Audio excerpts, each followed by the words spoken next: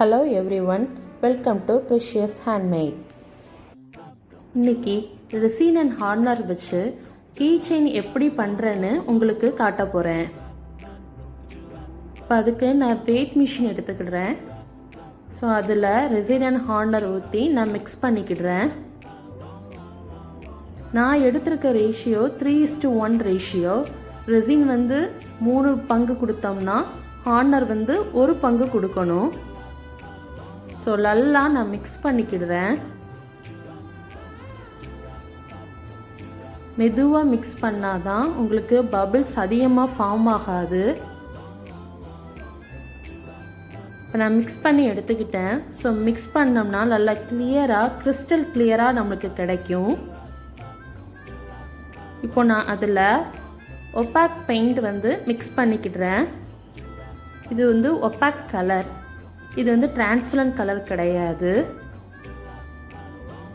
இந்த opaque colour நல்லா திக் கன்சிஸ்டன்சியில் நம்மளுக்கு இருக்கும். இப்போ எனக்கு எஸ் ஷேப் சிலிக்கான் மோல்டு எனக்கு தேவை. அதனால் நான் அதை எடுத்துக்கிடுறேன். இப்போ செல்லோ டேப் ஒரு சின்ன பீஸ் கட் பண்ணி சிலிக்கான் மோல்டில் உள்ள டாட்ஸ் எல்லாம் ரிமூவ் பண்ணுறேன்.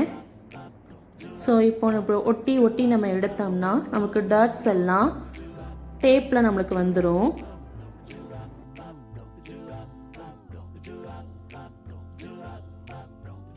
இப்போ மூன் ஷேப்பில் உள்ள கிளிட்டர்ஸ் நான் எடுத்துக்கிடுறேன்.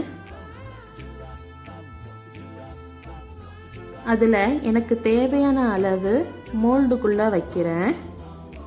வச்சுட்டு நான் இப்போ அதை அரேஞ்ச் பண்ணுறேன்.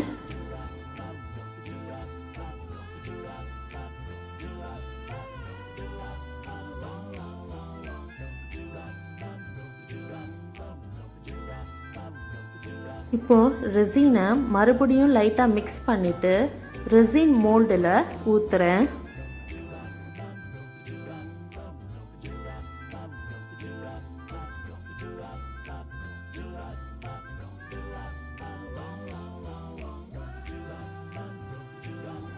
இப்போ மோல்டை விட்டு தாண்டி வந்த ரெசினை சின்ன பட்ஸ் வச்சு க்ளீன் பண்ணுறேன்.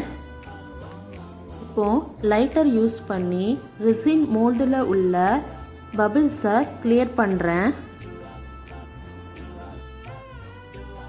லைட்டர் யூஸ் பண்ணாமல் போனால் பபிள்ஸ் கிரியேட் ஆகும். அதனால் கீச்சனோட லுக்கு நல்லா இருக்காது. லைட்டர் யூஸ் பண்ணால் ஃபினிஷிங் நல்லா இருக்கும். இப்போ மறுபடியும் 3 கிளிட்டர்ஸ் ஆட் பண்ணுறேன்.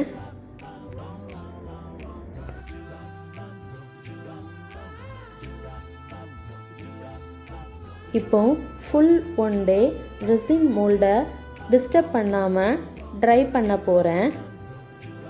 இப்போ ரிமைனிங் இருக்கிற ரெசினை வேஸ்ட் பண்ணாமல் அனதர் மோல்டில் ஊற்றுறேன். அதுலேயும் நான் கிளிட்டர்ஸ் இன்சர்ட் பண்ணுறேன். 1 டே ஆஃப்டர் மோல்டில் இருந்து எஸ் ஷேப்பை பிரித்து எடுத்துக்கிடுறேன். இப்போது ரெசின் அண்ட் ஹார்ட்னரை மறுபடியும் மிக்ஸ் பண்ணி எஸ் ஷேப் மேலே அப்ளை பண்ணுறேன்.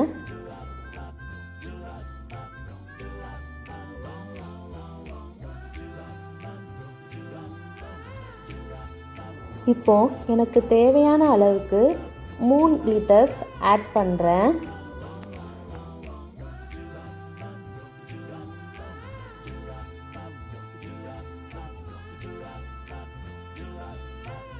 நெக்ஸ்ட் ப்ராசஸாக மிக்ஸ் பண்ணி வச்சுருக்க ரெசினை கிளிட்டர்ஸ்க்கு மேலே அப்ளை பண்ணுறேன்.